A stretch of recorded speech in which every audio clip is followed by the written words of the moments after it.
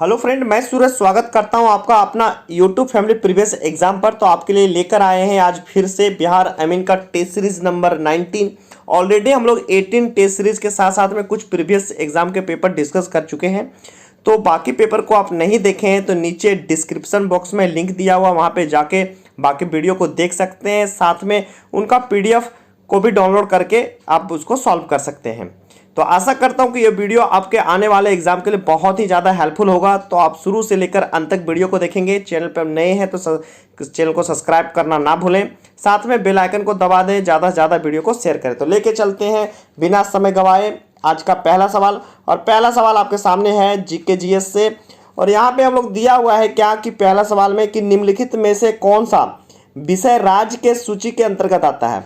तो राज्य सूची के अंतर्गत कौन सा विषय आता है, तो इसका सही जवाब हो जाएगा ऑप्शन सी, नशीली पेय पदार्थ। तो नशीली पेय पदार्थ राज्य सूची के अंतर्गत आता है। राज्य सरकार अपने अनुसार इसकी खरीद पर प्रतिबंध भी लगा सकती है तथा टैक्स भी घटा बढ़ा सकती है। तो ऑप्शन ए इसका सही जवाब हुआ। आगे बात करते हैं second number question. Second number question आपके सामने है, दिया हुआ है भारतीय कानून के अनुसार अगर पुरुष की आयु खाली जगह से कम हो तो वह बाल विवाह माना जाएगा। तो पुरुष की आयु के लिए बाल विवाह कितने वर्ष तक माना गया है। तो बाल विवाह निषेध अधिनियम 2006 भारत का एक अधिनियम है जो 1 नवंबर 2007 से लागू हुआ था। इस अधिनियम के अनुसार बाल विवाह वह है जिसमें लड़के की उम्र 21 वर्ष से कम या लड़की की उम्र 18 वर्ष से कम नहीं होना चाहिए।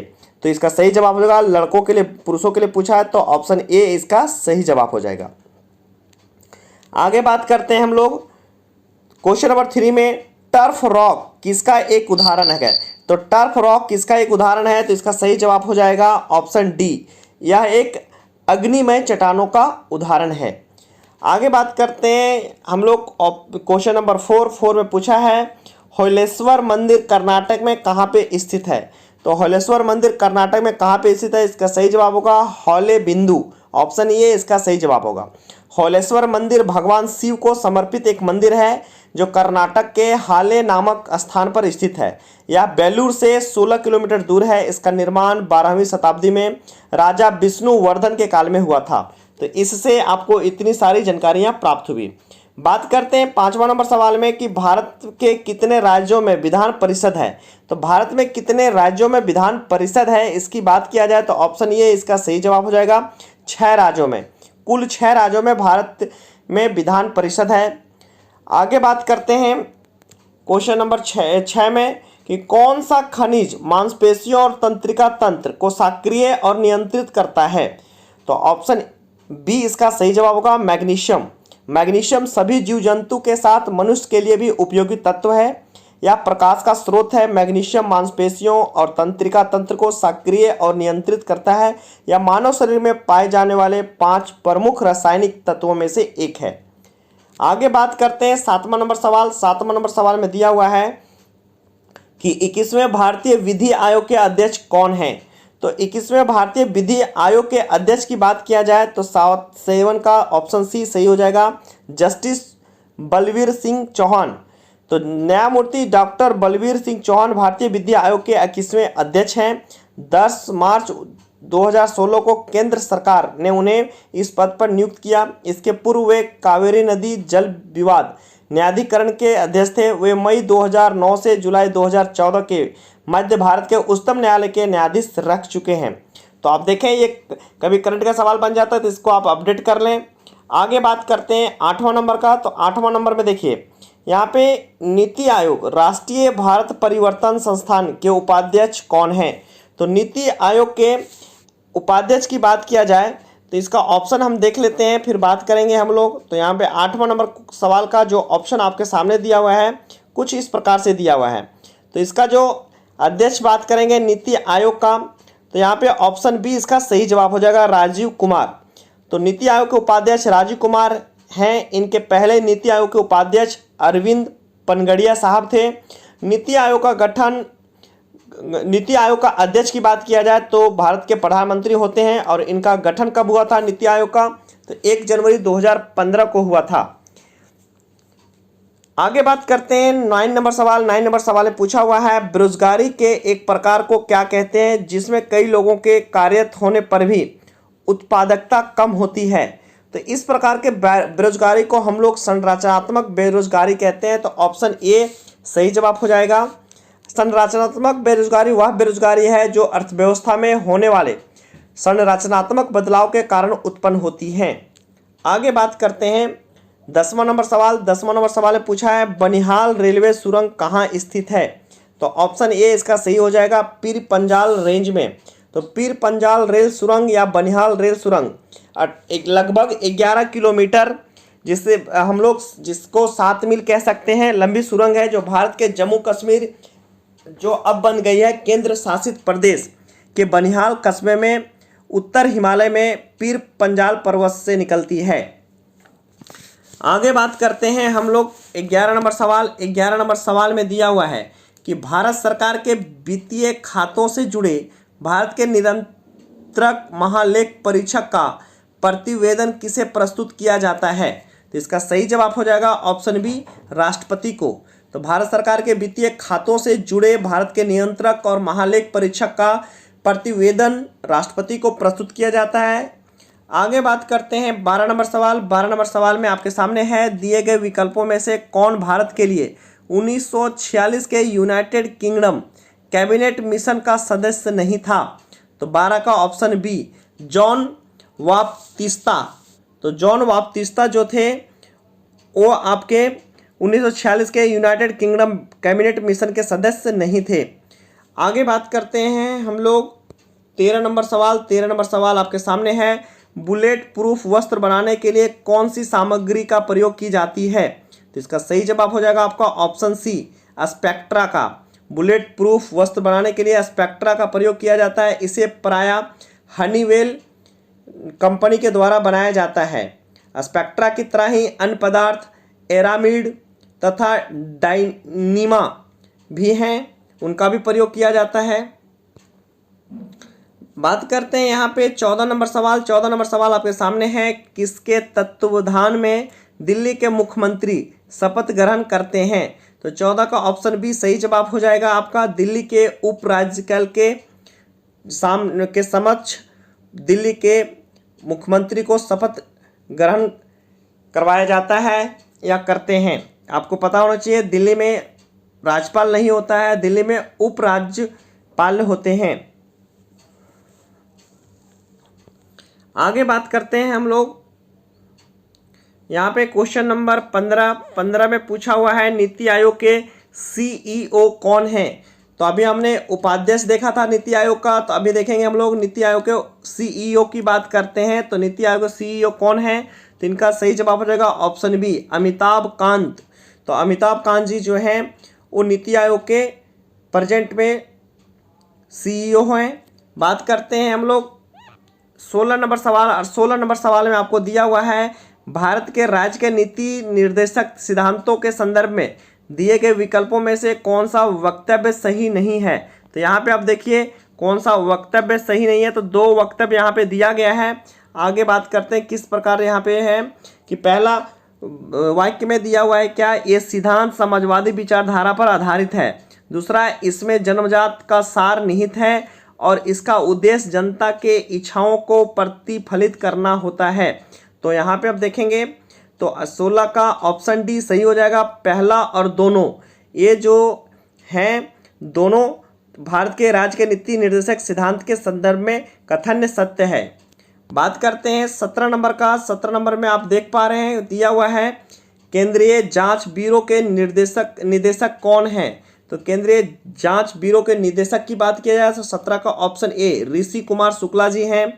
ऋषि कुमार शुक्ला जी केंद्रीय जांच ब्यूरो के निदेशक हैं। 18 नंबर सवाल में पूछा है, आयकर अधिनियम के अंतर्गत इनमें से कौन सा एक आय का स्रोत नहीं है। तो आयकर अधिनियम के अंतर्गत कौन सा एक आय का स्रोत नहीं है। तो 18 का ऑप्शन सी, कृषि से आय। यहाँ पे देखेंगे आयकर अधिनियम 1961 भारत में आयकर निर्धारण का प्रमुख कानून है। यह अधिनियम 1 अप्रैल 1962 से प्रभाव में आया। आयकर अधिनियम के अंतर्गत पूंजीगत लाभ से आय तथा गिरा संपत्ति से आय प्रमुख हैं। तो आप देखेंगे यहाँ पे आय का स्रोत की बात किया गया है, तो यहाँ पे क्या होगा, कृषि से आय। आगे देखते हैं 19 नंबर में, किसके तत्वाधान में भारत के राष्ट्रपति शपथ ग्रहण करते हैं? तो आपको पता होना चाहिए भारत के जो राष्ट्रपति हैं वो भारत के मुख्य न्यायाधीश के समक्ष अपना शपथ ग्रहण करते हैं, तो ऑप्शन डी इसका सही जवाब हुआ। बात करते हैं हम लोग 20 नंबर सवाल का, तो 20 नंबर सवाल में दिया हुआ है कि जल निकायों में निम्नलिखित में से किन पोषक तत्वों की वर्धित स्तर के कारण अति पोषण होता है? तो जल निकायों में निम्नलिखित में से किन पोषक तत्वों के में वर्धित स्तर के कारण अति पोषण होता है? तो ऑप्शन बी इसका सही जवाब होगा, फॉस्फेट। तो अकार्बनिक रसायन में फास्फोरिक अम्ल तथा क्षारों की क्रिया से जो लवण बनते हैं उसे फास्फेट कहते हैं, तो ध्यान रखेंगे।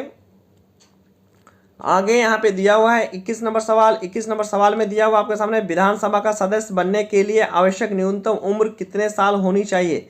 तो विधानसभा का सदस्य बनने के लिए आवश्यक उम्र की बात किया जाए तो आपके सामने यहाँ पे 4 ऑप्शन दिया हुआ है, तो वहाँ पे 21 का आपके सामने जो है वो ऑप्शन सी सही हो जाएगा। ठीक है, विधानसभा के लिए और लोकसभा के लिए भी न्यूनतम आयु 25 वर्ष निर्धारित की गई है। आगे क्वेश्चन करते हैं हम लोग 22 नंबर सवाल। 22 नंबर सवाल में दिया हुआ है, कालिदास के मालविका अग्निमित्रम का नायक अग्निमित्र किसका पुत्र था? तो यहाँ पे देखेंगे 22 में दिया हुआ है, तो 22 का सही जवाब आपके सामने हो जाएगा ऑप्शन ए, पुष्यमित्र का। आगे बात करते हैं 23 नंबर सवाल में दिया हुआ है, जब खाने में लंबे समय तक हरी सब्जियों का प्रयोग नहीं किया जाता है तो निम्न में से कौन सी बीमारी हो जाती है? तो इसका सही जवाब हो जाएगा ऑप्शन सी, रात्रि अंधत्व, मतलब जिसे हम लोग कहते हैं कि रतौंधी रोग, रात में नहीं दिखना, क्योंकि हरे साग सब्जी नहीं खाने से बीमारी उत्पन्न होती है। तो इस बीमारी को दूर करने के लिए हम लोग रतौंधी रोग, ठीक है, रेटिनॉल की कमी, जैसे विटामिन ए की कमी हो जाती है और इसके कारण आपको रतौंधी रोग अर्थात रात्रि अंधत्व का बीमारी हो जाता है। बात करते हैं 24 नंबर सवाल में। 24 नंबर सवाल में दिया हुआ है, निम्नलिखित अफ्रीकी देशों में कौन सा देश क्षेत्रफल के मामले में सबसे बड़ा देश है? तो 24 का ऑप्शन सी सही जवाब हो जाएगा आपका, अल्जीरिया। तो अल्जीरिया का जो क्षेत्रफल है वो अफ्रीकी देशों में सबसे बड़ा क्षेत्रफल है। अल्जीरिया विश्व में अपना स्थान 10वां स्थान रखता है क्षेत्रफल की दृष्टि से, तथा आबादी की दृष्टि से 34वां आबादी वाला देश है। आगे बात करते हैं 25 नंबर में, निम्न में से किस संघ राज्य क्षेत्र में विधानसभा है? तो कौन सा ऐसा संघ राज्य क्षेत्र में विधानसभा है? तो इसका सही जवाब होगा, चारों को पढ़ेंगे तो ऑप्शन बी, पुडुचेरी में विधानसभा है जहाँ पे इलेक्शन भी करवाया जाता है। आगे देखते हैं, बात करेंगे क्वेश्चन नंबर 26 का। तो 26 में आपको दिया हुआ, कच्चे फलों को पकाने के लिए कौन सी गैस का प्रयोग की जाती है? तो इसका सही जवाब होगा ऑप्शन बी, एसिटिलीन गैस का। एसिटिलीन गैस को हम लोग इथाइलिन गैस भी कहते हैं। इसका प्रयोग हम लोग कच्चे फलों को पकाने के लिए किया जाता है। साथ में कच्चे फलों को पकाने के लिए हम लोग कैल्शियम कार्बाइड का भी प्रयोग करते हैं। आगे बात करते हैं हम लोग 27 नंबर सवाल का। 27 नंबर सवाल में दिया हुआ है, भारत के पशु कल्याण बोर्ड का मुख्य कार्यालय कहाँ है? तो इसका सही जवाब होगा चेन्नई। पहला ऑप्शन सही हो जाएगा, भारत में पशु कल्याण बोर्ड का मुख्यालय चेन्नई में है। यह वर्ष 1962 में पशु प्रतिकूलता रोकथाम अधिनियम 1960 के तहत स्थापित किया गया था। वहीं पे बात करते हैं 28 नंबर सवाल में। 28 नंबर सवाल में निम्नलिखित में कौन सा ग्रामीण क्षेत्र का जमीनी कर्ता धर्ता होता है?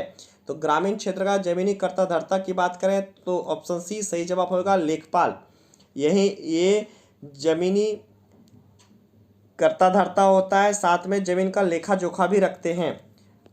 बात करते हैं 29 का। तो 29 नंबर सवाल में पूछा, किस प्रकार मिट्टी में पौधे उगते समय सतही आर्द्रता के कारण जड़ों का सतही उथला मकड़जाल फैल जाता है? तो ऑप्शन इसका सही हो जाएगा डी, लवणीय मिट्टी में। आगे बात करते हैं 30 नंबर सवाल। 30 नंबर सवाल में पूछा हुआ है, निम्नलिखित में से कौन सी अनाज की फसल नहीं है? तो अनाज की फसल कौन सी नहीं है? तो तो ये तीनों फसल जो भी दिखाया गया है, मूंगफली, सरसों और गन्ना, ये सभी फसलें अनाज के फसल नहीं आते हैं। जैसे कि मूंगफली तथा सरसों तिलहन फसल के अंतर्गत आता है और गन्ना नकदी फसल के अंतर्गत आता है, अतः इनमें से कोई भी अनाज की फसल नहीं है। आगे बात करेंगे 31 नंबर सवाल। 31 नंबर सवाल में दिया है, वर्ष 1922 में गया के इंडियन नेशनल कांग्रेस के अधिवेशन के अध्यक्ष कौन थे? तो यहाँ पे जैसा कि आपको पता है, वर्ष 1922 में गया में जो राष्ट्रीय कांग्रेस के अधिवेशन हुआ था, उनकी अध्यक्षता किसके द्वारा की गई थी? तो उनकी अध्यक्षता जो की गई थी वो चित्तरंजन दास के द्वारा की गई थी, जो बिहार के गया जिले में हुआ था। तो ऑप्शन हम देख लेंगे और ऑप्शन के अनुसार इसका सही जवाब हो जाएगा आपका चित्तरंजन दास। तो ए ऑप्शन इसका सही जवाब होता है। आगे बात करते हैं 22 नंबर सवाल। 22 नंबर सवाल में जयप्रकाश नारायण किस नाम से पहचाने जाते हैं? तो जयप्रकाश नारायण लोकनायक के नाम से पहचाने जाते हैं।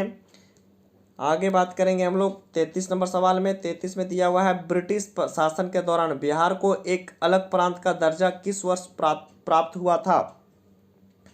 तो 33 का बी ऑप्शन सही जवाब होगा 1912 ईस्वी को। ब्रिटिश शासन के दौरान बिहार को एक अलग प्रांत का दर्जा 1912 ईस्वी में प्राप्त हुआ था। 34 नंबर सवाल में दिया हुआ है, निम्नलिखित में से किस राज्य में कृषि भूमि 60% से कम है?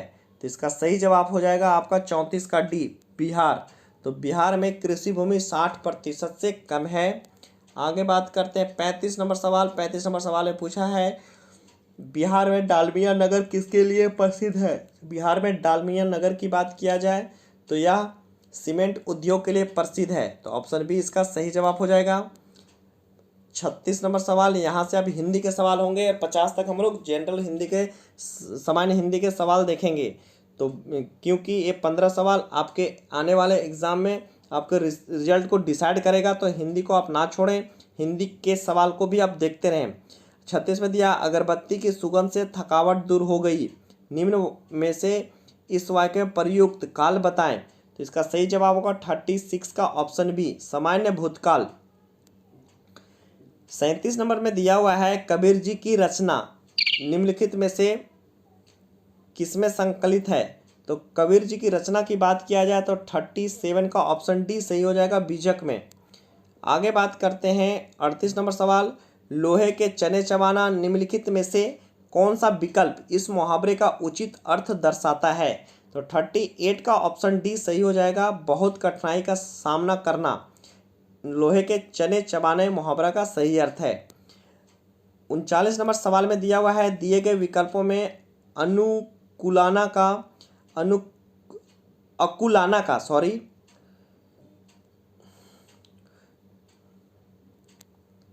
39 नंबर सवाल में दिया हुआ है कि दिए गए विकल्प में अकुलाना का समानार्थी शब्द कौन सा है? तो 39 का ऑप्शन डी सही हो जाएगा, व्याकुल होना।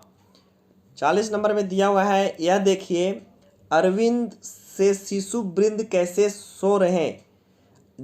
यह देखिए अरविंद से शिशु वृंद कैसे सो रहे, पंक्ति में अरविंद शब्द क्या है? तो 40 का ऑप्शन बी सही हो जाएगा, उपमान है।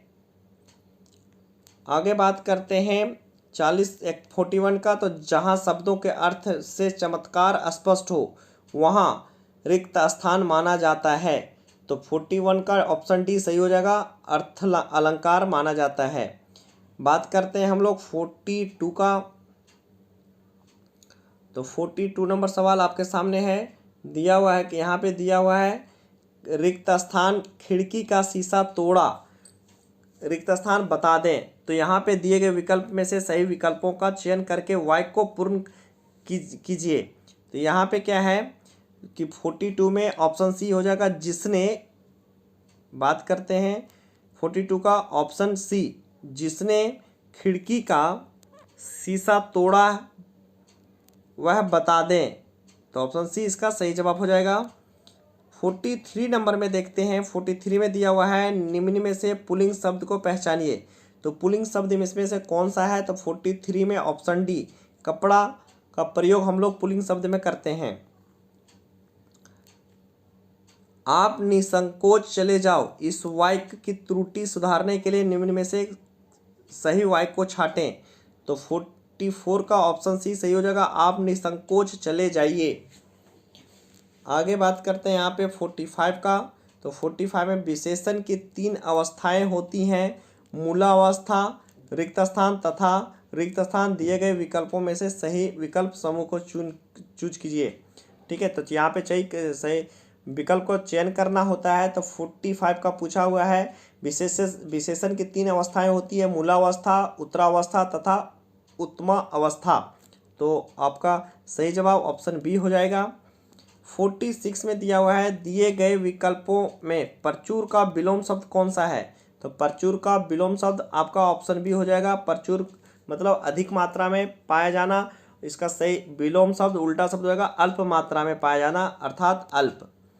47 में दिया हुआ है निम्न में से बंधु शब्द का बहुवचन कौन सा है। तो बंधु शब्द का बहुवचन की बात किया जाए तो 47 का ऑप्शन बी हो जाएगा बंधु वर्ग। बंधु वर्ग का कहने का मतलब है जितने सारे बंधु लोग हैं। आगे बात करते हैं 48 का। यहाँ लगभग कोई 2 दर्जन के करीब संतरे हैं। इस वाक्य की अशुद्धि दूर करने के लिए निम्न में से सही वाक्य को चूज कीजिए। तो 48 का ऑप्शन बी इसका सही जवाब होगा। यहाँ लगभग 2 दर्जन संतरे हैं। 49 नंबर सवाल आपके सामने है। दिया हुआ है कोयले की दलाली में मुंह काला, इस लोकोक्ति का अर्थ निम्नलिखित में से कौन सा विकल्प दर्शाता है। तो कोयले की दलाली में मुंह काला 49 नंबर का ऑप्शन ये सही जवाब होगा। बुरा काम बदनामी का कारण बन जाता है। तो 49 का पहला ऑप्शन सही जवाब हुआ। आगे बात करेंगे हम लोग 50 नंबर का। और 50 नंबर सवाल आपके सामने दिया हुआ है यहाँ पे कि निम्न में से सही जोड़ी चुनिए। तो सही जोड़ी यहाँ पे आप देखेंगे तो 50 का ऑप्शन डी सही हो जाएगा। सुमित्रा नंदन पंत जी का जो रचना है वो क्या है, चितंबरा। ठीक है, बाकी किसी का सही जोड़ा नहीं है। तो इस तरह से हम लोग सामान्य ज्ञान के साथ साथ में बिहार के जीके जीएस और जनरल हिंदी के 50 सवाल कंप्लीट करते हैं। तो यह वीडियो आपको पसंद आया तो दिल से लाइक करना तथा दोस्तों के साथ में शेयर करना। चैनल पे नए हैं तो सब्सक्राइब करना ना भूलना। इस तरह का वीडियो हम आपके लिए लाते रहते हैं।